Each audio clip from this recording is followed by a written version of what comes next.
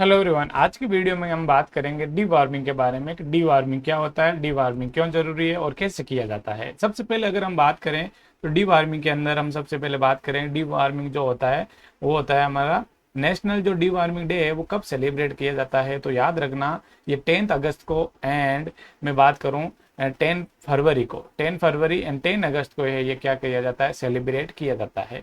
और मैं बात करूं एनुअली अगर ये सेलिब्रेट होता है तो इन दैट कंडीशन उसको अपन क्या बोलते हैं, बाई एनुअल बोल सकते हैं। क्या बोल सकते हो, बाई एनुअल। इट्स मीन्स कि 2 टाइम 6 मंथ और 6 मंथ के गैप से ये क्या किया जाता है, सेलिब्रेट किया जाता है।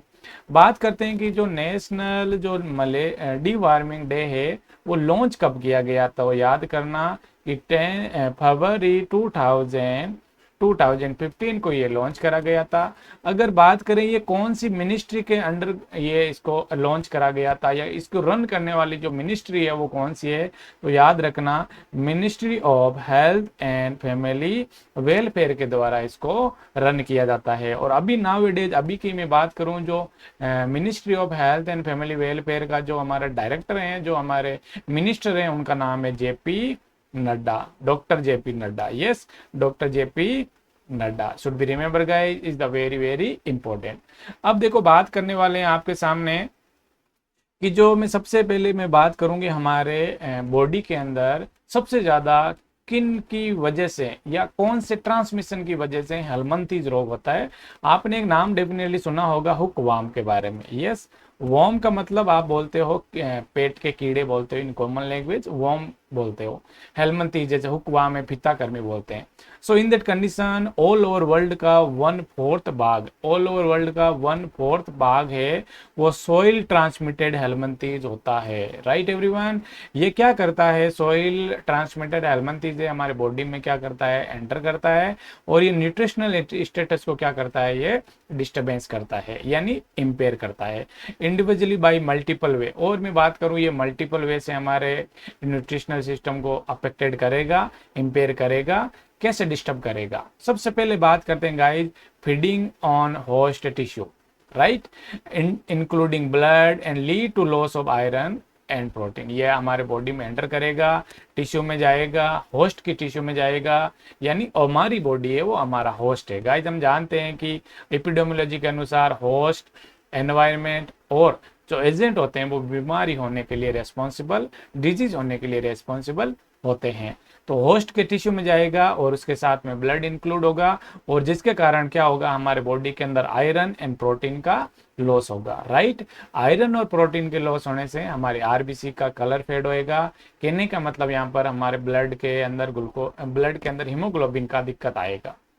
इंटरनल ब्लीडिंग हो सकती है अगर वॉर्म अगर हमारी बॉडी में जाएगा, तो इंटरनल ब्लीडिंग होने से क्या होएगा, इसके मैं बात करूं लॉस ऑफ आयरन तो होगा ही होगा। दिक्कत ये है कि ये हमारी इंटेस्टाइन है और इंटेस्टाइन के ड्यूडेनम भाग के अंदर मैं आपके सामने बात करूं तो ड्यूडेनम के स्मॉल इंटेस्टाइन के ड्यूडेनम भाग में आयरन का ऑब्जर्वेशन होता है और अगर वहां पर वॉर्म है अगर प्रेजेंट होता है तो वहां पर आयरन अब्जॉर्ब नहीं हो पाएगा और बॉडी में आयरन की डेफिशिएंसी हो पाएगी और जिसके कारण न्यूट्रिशनल इंपेयरमेंट देखा जाएगा।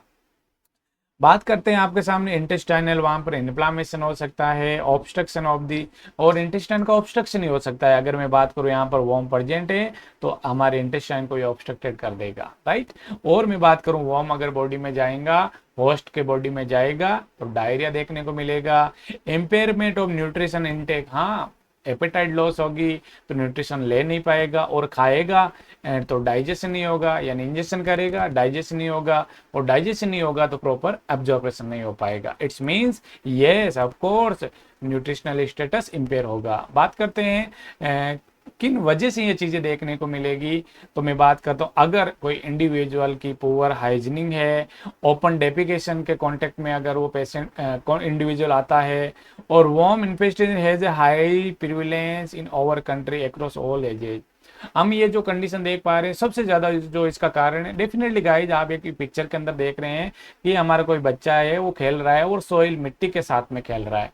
तो हम तो बोल ही रहे हैं कि साहब कि 1/4 भाग है वर्ल्ड वाइड है वो सोइल ट्रांसमिटेड हेलमिंथीज है, हमारी बॉडी में एंटर करता है। इसलिए हम चाहते हैं कि इस चेन को हम क्या करते हैं, ब्रेक करना चाहते हैं। तो हम क्या करेंगे, हम बेटर से बेटर, अच्छा से अच्छा फ्रिक्सेशन के साथ में हैंड वॉशिंग करेंगे। Right everyone, okay.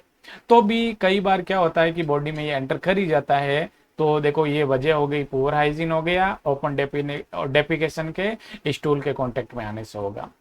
पर्टिकुलरली अगर प्रिविलेंस की आप बात जानते हो, डेफिनेटली अगर हमारे कम्युनिटी में अगर ओल्ड केस यानी करंट टोटल केस की बात हो गई, current total case it's means old और न्यू केस दोनों को मिलाकर वहां पर चीजें की डिस्कस कर रहा है और ये हमारे पूरे देश के अंदर प्रेजेंट है। हम बात करते हैं worm infestation, particularly hookworm infestation होता है, बिल्कुल फिताकर्मी होता है, along with nutritional deficiency is a important cause. और ये सबसे पहले हमने यही बात पढ़ी थी कि हमारे न्यूट्रिशनल स्टेटस को इम्पेयर करता है और इम्पेयर करने के कारण जो सबसे जो बड़ा दिक्कत हमें देखने को मिलेगा, सबसे जो एड्रेसिंग हमें चीज मिलेगी वो हमें मिलेगी एनीमिया।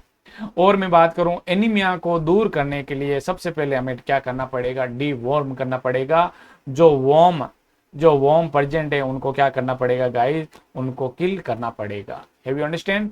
और मैं बात करूं उनको किल करना ही डीवॉर्मिंग कहलाता है। इसके कुछ इंटरवेंशन और प्रोफाइलैक्सिस ऑफ की बात करें, जब भी हम कोई एनीमिया का ट्रीटमेंट कर रहे हैं तो सबसे पहले हमें क्या करना पड़ेगा, वहां पर डीवॉर्मिंग करना पड़ेगा, ताकि जब हम आयरन एंड फोलिक एसिड दें तो उनका क्या हो जाए, प्रॉपर क्या हो जाए, अब्जॉर्बेशन हो जाए। Have you understand guys, yes.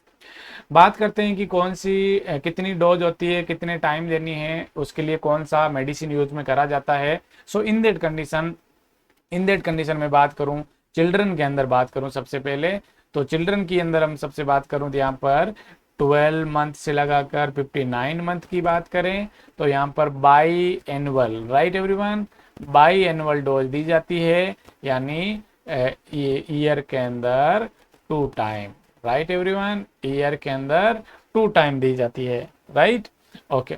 बात करूं कौन सी टेबलेट दी जाती है तो 400 mg की अल्बेंडाजोल दी जाती है। और मैं बात करूं किसको, हाफ टेबलेट की अगर मैं बात करूं आपके सामने, तो अगर एज ग्रुप है हमारा 12 to 24 मंथ है तो वहां पर अल्बेंडाजोल की हाफ टेबलेट देंगे। और मैं बात करूं हमारा 24 to 59 मंथ का अगर बच्चा है तो वहां पर पूरी एक टेबलेट दी जाती है। Have you understand.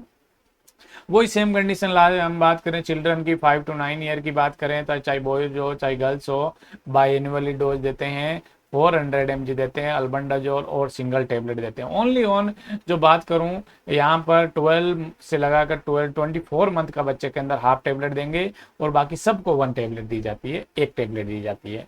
बात करते हैं स्कूलिंग के अंदर, एडोलसेंट गर्ल्स हो गई, एडोलसेंट हमारी बॉयज हो गया, वहां पर 10 to 19 एज के ग्रुप के लोगों को बाई एनुअल डोज दी जाती है, 400 mg अल्बेंडाजोल और 1 टेबलेट दी जाती है। यस गाइज, रिप्रोडक्टिव एज की जो वुमेन होती है, याद रखना 20 to 49 ईयर की महिला को रिप्रोडक्टिव एज के अंदर रिप्रोडक्टिव वुमेन एज के अंदर शामिल करते हैं। Biannual dose 400 mg albendazole 1 tablet दी जाती है। Very very important. बात करते हैं प्रेगनेंसी के दौरान गाइज, हम प्रेगनेंसी के दौरान आयरन एंड फोलिक एसिड देते ही देते हैं, तो हम चाहते हैं कि वहां पर कोई भी वॉर्म प्रेजेंट नहीं हो। उसके लिए प्रेगनेंसी में 1 डोज गाइज, 1 डोज, एक डोज दी जाती है, 400 मिलीग्राम दी जाती है, याद रखना। और कब दी जाती है, yes, after the first trimester, मतलब after the first trimester it's means या तो आफ्टर द फर्स्ट ट्राइमेस्टर बोलो या तो मैं बोल दूं preferably during the second trimester. कब प्रेफर करेंगे इसको, सेकंड ट्राइमेस्टर में इसको प्रेफर करा जाता है। तो गाइस हमने बात करा डीवॉर्मिंग के बारे में। तो hope you enjoy this video. अगर वीडियो आपको अच्छा लगा तो चैनल को सब्सक्राइब करें, वीडियो को लाइक करें एंड शेयर करें। Thank you so much.